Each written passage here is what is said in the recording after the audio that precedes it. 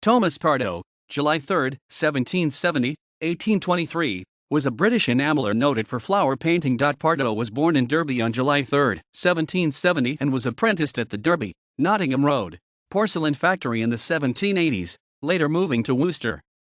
He painted creamware at Swansea between 1795 and 1809, coming under the influence of potter and botanist Lewis Weston Dillwyn, and working together with William Weston Young.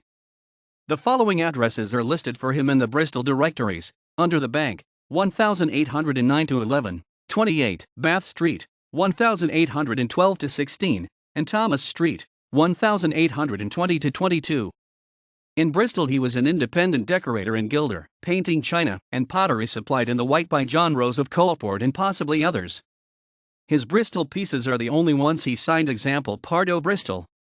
I assume that only the signatures that include the word fecit are ones he decorated, other inscriptions simply indicating retailing. According to Pountney, the enamel was fired at the Temple Pottery.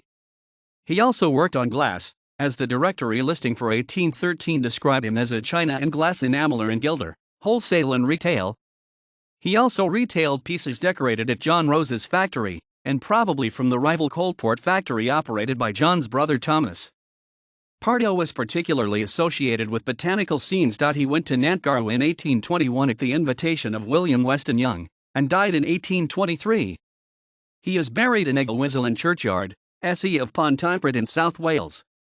His sketchbook is now in the V&A Museum. In 1833 William Henry Pardoe, son of Thomas Pardoe, took over Nottingham Pottery and began manufacturing stoneware bottles and brown glazed earthenware known as Rockingham pottery.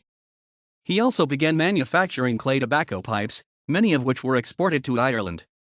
The business continued under Pardoe's descendants, and at its peak produced around 10,000 pipes a week, until its closure in 1920, when cigarettes replaced such clay pipes. References